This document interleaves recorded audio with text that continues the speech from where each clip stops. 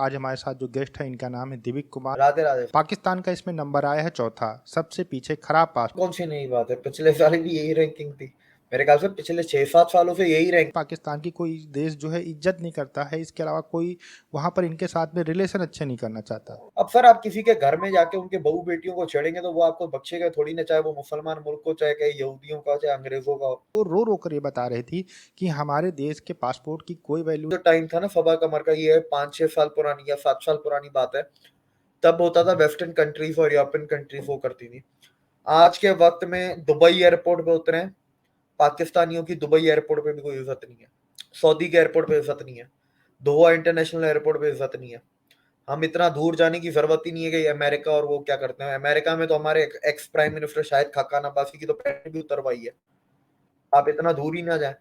मेरे लाइन में आगे लगे हैं, पासपोर्ट देख के, टिकट देख के, शक्ल देखते हैं, शक्ल देख के वो जाने देते हैं। पाकिस्तानी पासपोर्ट देख के ऊपर से नीचे तक पूरा स्कैन किया जाता है आंखों से। पाकिस्तान के अंदर हिंदू भी रहते हैं, वो लोग भी बाहर कंट्री के अंदर जाते हैं, लेकिन कभी उनका नाम क्यों नहीं आता है कि वहां पर वो क्राइम करते देखे जाएं या फिर किसी लड़की को छेड़ते देखे जाएं। हमारे लिए महिला के अंदर देवी है, उनके लिए महिला के अंदर हूर है। फर्क है ना दोनों के माइंडसेट में। मेरे हिसाब से इंडिया की रैंकिंग अभी कम है। इंडिया को कम से कम 100 कंट्रीज प्लस में वीजा फ्री हो जाना चाहिए तब तक। नमस्कार दोस्तों, मेरा नाम अनुज धीमान, आप देख रहे हैं नेशन टॉक। आज हमारे जो गेस्ट हैं दिविक जी हैं, इनको कई आप यूट्यूब चैनल के ऊपर देख चुके हैं। आज का हमारा मुद्दा होगा कि पाकिस्तान का जो पासपोर्ट है दुनिया का सबसे चौथा खराब पासपोर्ट है। इसी मुद्दे के ऊपर हम आपसे चर्चा करेंगे। आपका बहुत बहुत धन्यवाद, आप हमारे चैनल के ऊपर आए, हमारे दर्शकों के लिए समय निकाला। दिविक जी, राधे राधे। राधे राधे सर, कैसे हैं आप? और सारे दर्शकों को प्रणाम। हम ठीक हैं सर, आप बताइए कैसे हैं। सब बस ठीक है, चल रहा है हमारा फर्स्ट क्लास।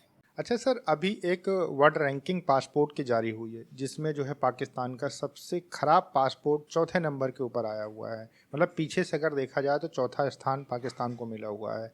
इसके ऊपर आप क्या कहना चाहेंगे। सर, तो इसमें कौन सी नई बात है, पिछले साल भी यही रैंकिंग थी।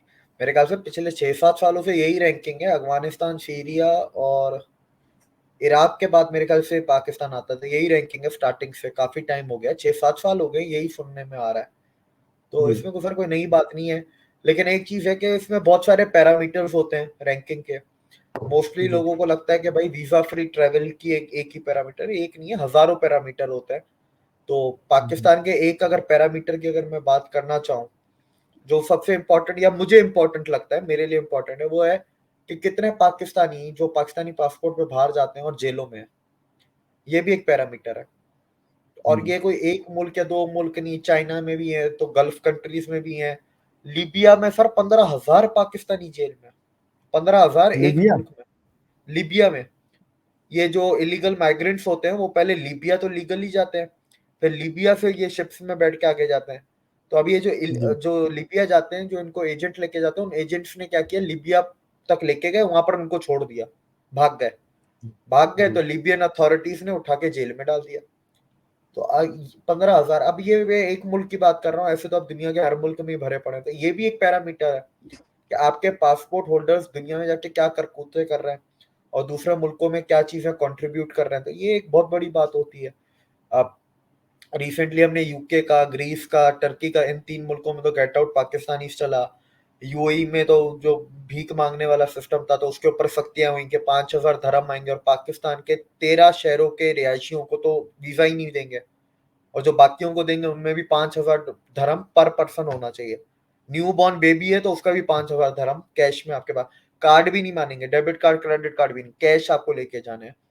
तो अब ये इतनी सारी चीजें हैं तो आपके सामने, या वैसे तो पैरामीटर्स एंडलेस है, इसमें तो बहुत सारी चीजें ऐड होती है। फिर वीजा फ्री ट्रेवल आ जाता है, वो जाहिर सी बात है डिप्लोमेसी का काम है। हमारे डिप्लोमेट आपने देखे ही हैं, शाह महमूद कुरैशी, बिलावल भुट्टो, तो ये क्या ही कर लेंगे। तो अब ऐसे और पैरामीटर्स गिनवाते जाए तो वो फिर खत्म ही नहीं होंगे बात। और सारे ही नेगेटिव हैं, पॉजिटिव में तो कुछ है नहीं। अच्छा सर, जो गेट आउट पाकिस्तान का हमने ट्रेंड देखा, चाहे यूके हो, ग्रीस हो, इसके अलावा जो मुस्लिम कंट्री है तुर्की, वहां पर भी हमें ये ट्रेंड देखने को मिला। हाल ही में जो है तुर्की ने 80,000 पाकिस्तानियों को पाकिस्तान भेज दिया। अब यहाँ पर पाकिस्तानी पहले ये कहते थे कि जो नॉन मुस्लिम कंट्रीज हैं वो पाकिस्तानियों से नफरत करती है, अब तो मुस्लिम कंट्री भी इनके खिलाफ जो है मोर्चा खोल चुकी हैं। इस पर क्या कहेंगे आप। इसमें पहले तो मैं इसको एक थोड़ा सा ये टच देता चलूं, मैं फ्रांस बताना भूल गया। फ्रांस अब पाकिस्तानियों को वीजा नहीं देता जब से ये फ्रांस में सारे दंगे वंगे हुए हैं। उन्होंने ओपनली बोला है।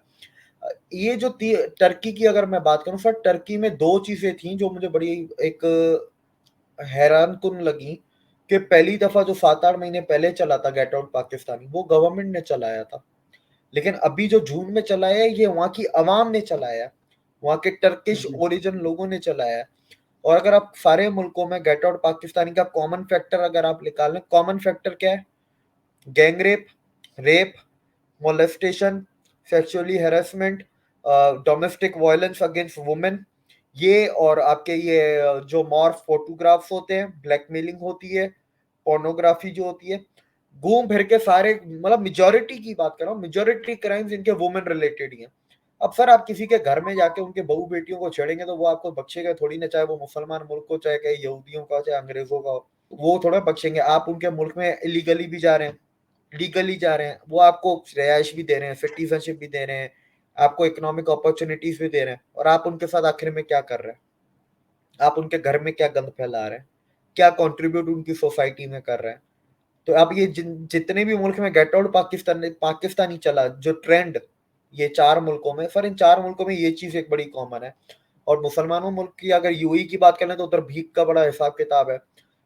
3 महीने की विजिट टूरिस्ट वीजा लेते हैं, 3 महीने में सर अभी जो 350 लोग पकड़े गए थे उसमें से एक का इंटरव्यू आया था कि हम 3 महीने में 64 लाख पाकिस्तानी रुपीस कमा लेते हैं भीख मांग के। यार 15 लाख भी अगर 3 महीने में खर्च कर लेगा, 50 लाख तो घर लेके आएगा ना पाकिस्तान, प्रॉफिटेबल है। उसके बाद अगर आप सऊदी में देखें रियाद और जद्दा को छोड़ दें, जब यूएई में मांग रहे हैं तो रियाद और जद्दा कौन सी बड़ी बात है, तो उसको तो आप माइनस कर दें। मदीना और मक्का में मांग रहे हैं सर भीख। तरीका बदल जाता है, जैसे कि सर मैं पाकिस्तान से हूँ, मेरा पासपोर्ट चोरी हो गया, मेरा वो टेंट और सामान सारा चोरी हो गया, तो मैं आगे का ये हज या उम्रा किससे कंटिन्यू करूंगा, तो प्लीज कुछ पैसे कंट्रीब्यूट कर दें। फिर जब खत्म हो जाता है, खत्म होने के वक्त होता है, तो उधर मांगते हैं मेरा पासपोर्ट चोरी हो गया है, गुम हो गया है, तो सर प्लीज पैसे दें ताकि एम्बेसी से दूसरा पासपोर्ट बनवा के पाकिस्तान जा सकूं।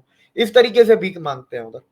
सर अब इन पाकिस्तानियों ने जब मक्का और मदीना नहीं छोड़ा तो आप कैसे, फिर क्या बात करें हम लोग?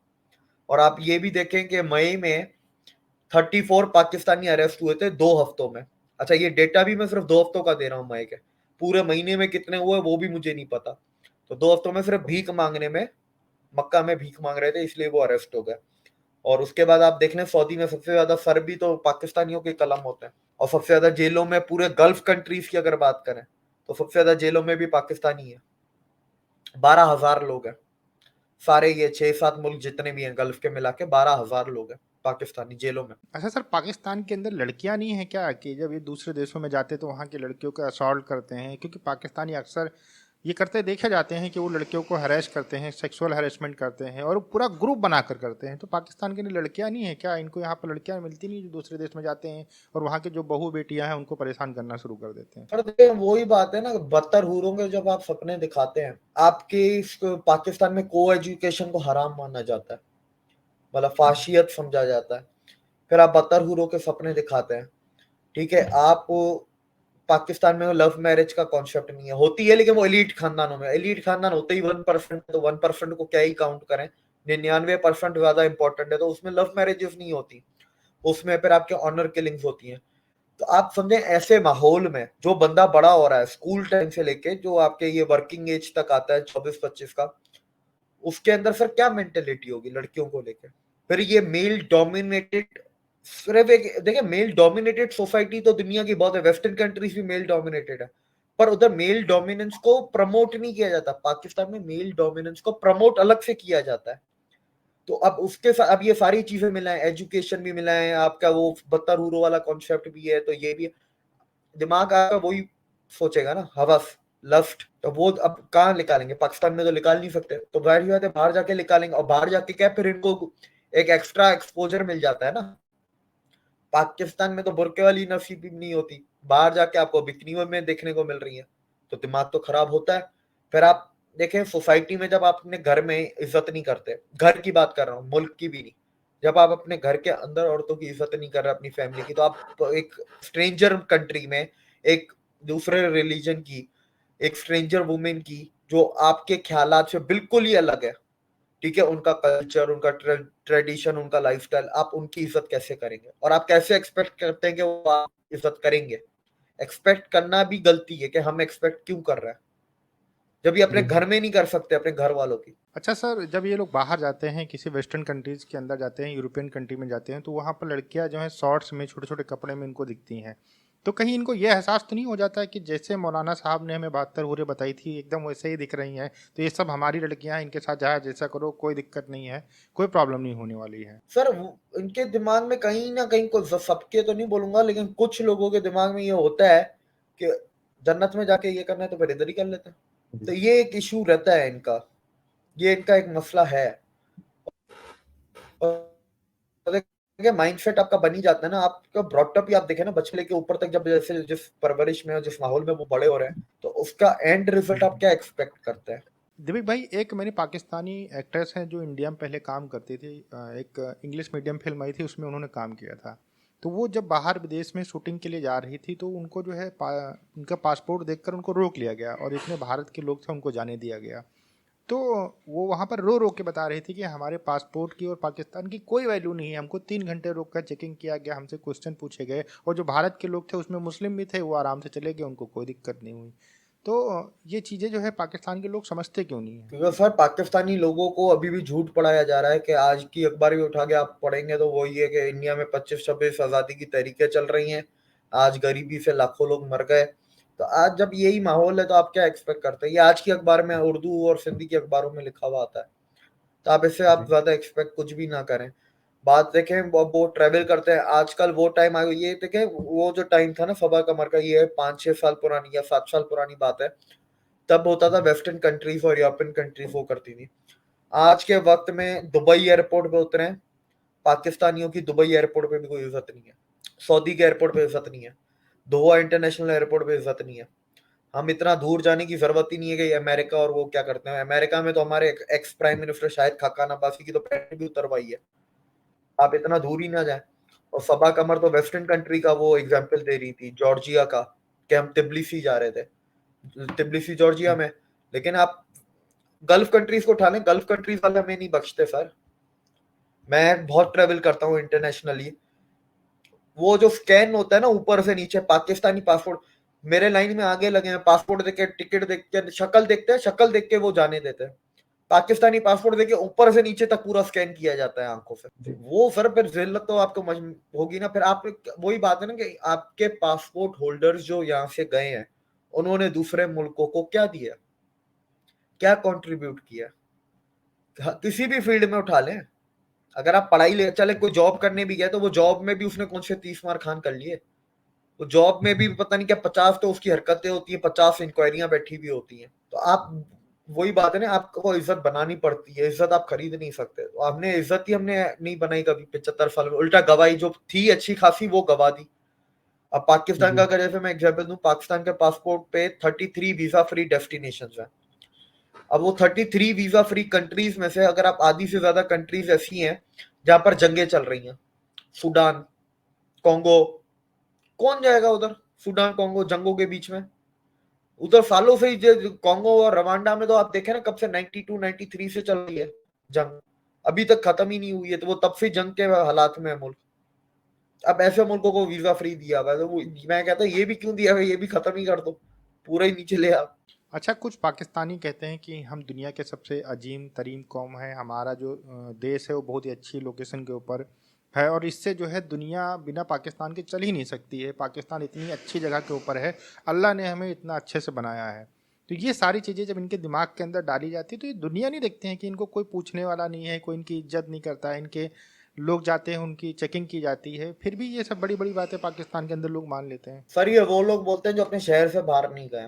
पहली चीज, जो एक बार दुबई से घूम के आ जाता है, पब्लिक रिएक्शन में देखें वैसे बहुत कम ही होते हैं, लेकिन कुछ हैं जो दुबई से होके आए हैं ना, वो हकीकत बयान करते हैं ना कि हमारी क्या इज्जत है और इंडियंस की क्या इज्जत है। अभी एक हम पाकिस्तान के बहुत मशहूर एंकर भी हैं, उनका नाम मैं भूल गया, वो सऊदी अरब गए हुए थे जद्दा के एयरपोर्ट पे। तो जद्दा के एयरपोर्ट, उसने एयरपोर्ट पे खड़े होकर वीडियो बनाई है कि हाँ देख लो भाई मैं पाकिस्तानी हूँ, मेरा क्या हाल है, और ये बराबर में इंडियंस जा रहे हैं, इनका क्या हाल है। एयरपोर्ट पे खड़े होकर उसने वीडियो बनाई है जद्दा के। तो आप देखें ना, वो जो बाहर जाते हैं ना उनको हकीकत का पता है। और जो बाहर, अब पाकिस्तान में कितने बाहर जाते हैं, अमीर जाते हैं, एलीट क्लास जाता है, और मिडिल क्लास भी बहुत कम जाता है, मिडिल क्लास भी अब ज्यादा नहीं जाता पाकिस्तान का बाहर। फिर आपको जो एक माहौल और भावकाल बनाया हुआ है, यूपी में जैसे कहते हैं ना भावकाल है भाई का, तो इधर एक भौकाल बनाया हुआ है कि इंडिया डूब रहा है और पाकिस्तान उठ रहा है। और देखिए इस बात से मैं डिनाई नहीं करता, लेकिन इस चीज का मैं एक थोड़ा सा एग्जांपल देता हूँ जियोग्राफिकल लोकेशन का, कि पाकिस्तान के पास दुनिया की अजीम लोकेशन है। पाकिस्तान के पास इस लोकेशन का अजीम एडवांटेज था, है नहीं। पाकिस्तान चाहता तो पूरी दुनिया को अपने कदमों पे झुका सकता था इस लोकेशन के बलबूते पे।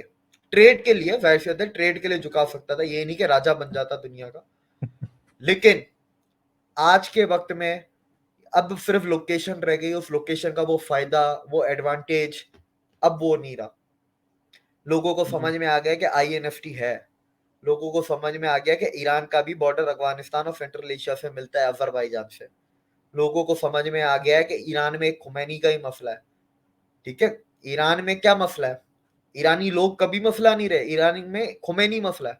पाकिस्तान में पाकिस्तानी लोग मसला है। तो ये आप एक बहुत बड़ा डिफरेंस है जो दुनिया को अब समझ में आ रहा है। इस ऐसे ही थोड़ी ना सऊदी और ईरान ने दोस्ती कर ली है, आप देखें ना।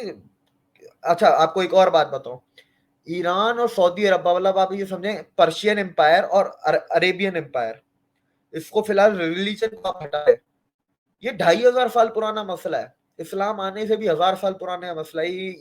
इन दो जमीन के लोगों की आपस में मतलब कोई खानदानी दुश्मनियां थी, जो ये बेबीलोन था और ये आपका ये इधर पर्शियन एम्पायर था, फिर मैसेडोनिया। एक जमीन में कोई मसला है कि यहाँ के लोग एक दूसरे से नहीं बनते इनकी, इधर वो। अब क्या आज के टाइम में इस्लाम एक बहाना है कि शिया और सुन्नी, लेकिन अगर आप इनकी हिस्ट्री में जाए ना तो इनका पता नहीं कोई खानदानी मसला ही है आपस में, जो लड़ते ही झगड़ते रहे हैं ये लोग 2500 साल से। अच्छा सर, ये एक चीज़ बताइए कि आतंकवाद का कितना ज़्यादा रोल रहा है इस चीज़ को उभारने में कि पाकिस्तान का जो क्रेडिट खराब हुआ है पूरी दुनिया के अंदर, जो पासपोर्ट वैल्यू खराब हुई, इसमें आतंकवाद का कितना रोल रहा आपके अकॉर्डिंग? सर इसके अंदर मतलब मैं सबसे मेजॉरिटी रोल तो आपका आतंकवाद का ही रहा है, उसके बाद आपके बाकी पैरामीटर्स आते हैं। 9/11 के लोगों के पासपोर्ट पे पाकिस्तानी वीजा लगी हुई है, या एक दो पाकिस्तानी पासपोर्ट होल्डर्स भी थे। ठीक है, उसके बाद अगर आप देखें तो ओसामा बिन लादेन यहाँ से निकलता है।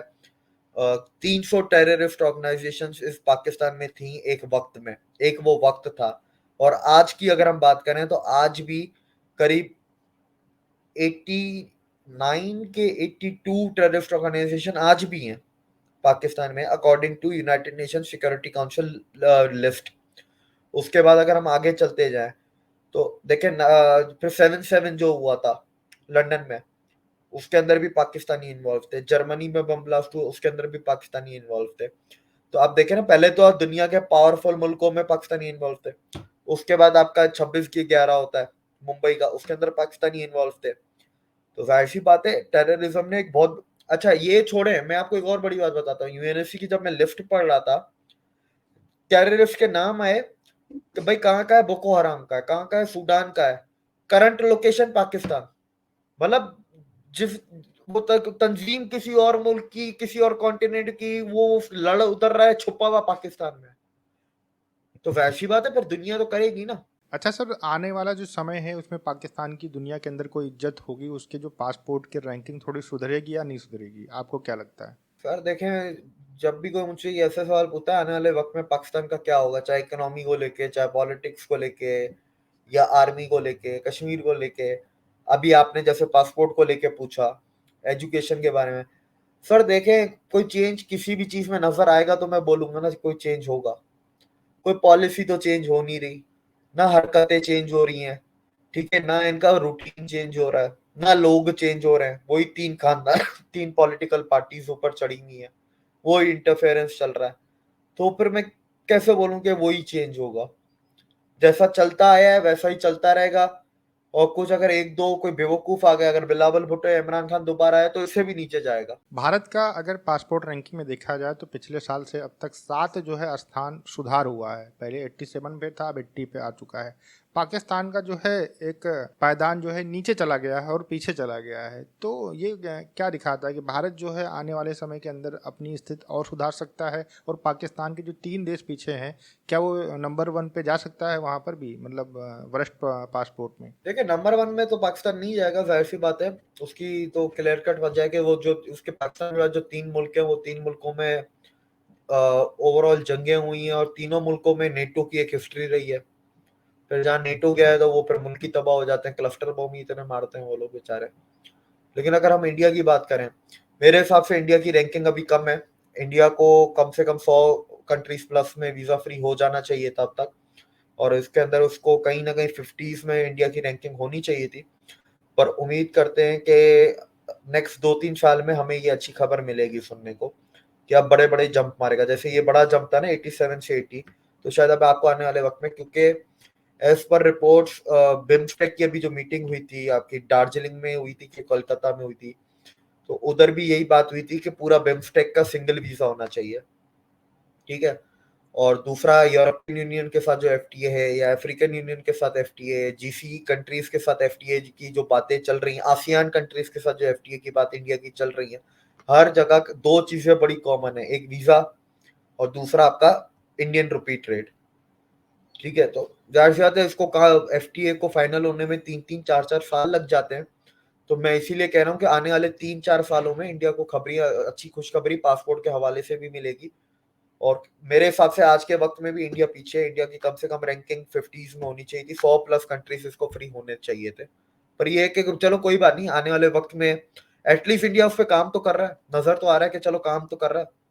और जो एक मैं बड़ी बात आपको बताऊं, बिम्स्टेक की आप कभी मेंबर कंट्रीज देखिएगा, तो बेसिकली अगर बिम्स्टेक ओपन वीजा कर देता है और इंडियन रुपी में ट्रेड करना शुरू कर देता है बिम्स्टेक कंट्रीज, तो that is a way towards Indian union, modern अखंड भारत, या इंडियन यूनियन आप बोल रहे हैं, क्योंकि वो सारे इंडिया के हिस्सा ही रह चुके थे।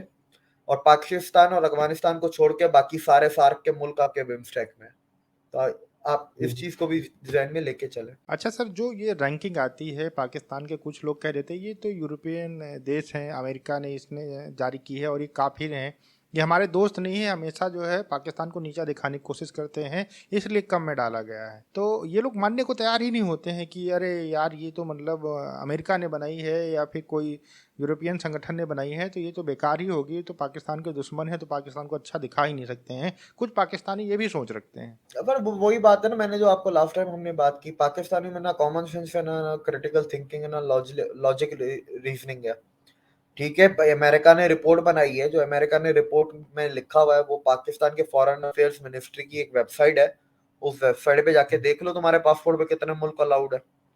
अगर दोनों के नंबर मैच नहीं हो रहे तो बोल दो अमेरिका झूठा है, अगर मैच हो रहे हैं तो फिर बात सच है, तो फिर तुम झूठे हो, तुम बेवकूफ हो।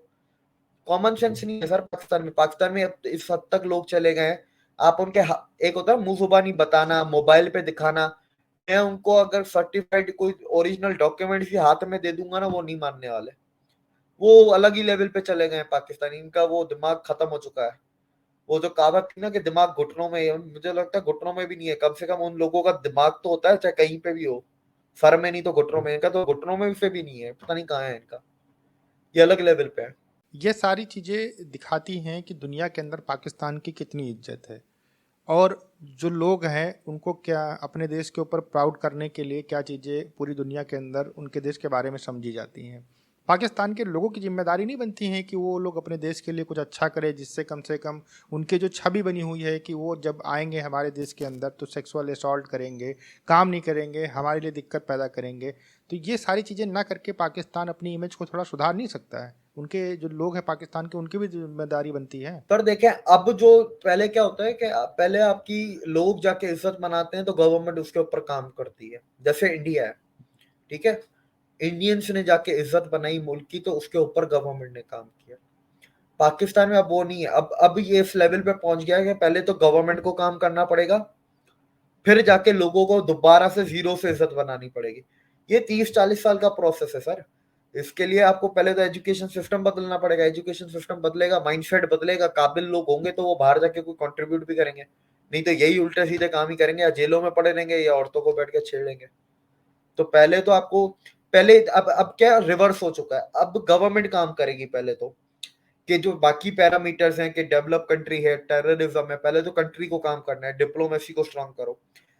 जब कंट्री ये कर लेगी तो फिर लोगों की बारी आएगी कि लोग फिर जब बाहर जाएंगे, फिर लोगों के ऊपर है कि अबे हमसे जितना हो सकता था कर लिया, अब तुम्हारी बारी, अब तुम कंट्रीब्यूट करो, जो बाकी के पैरामीटर है अब तुम लोगों को पूरे करना है।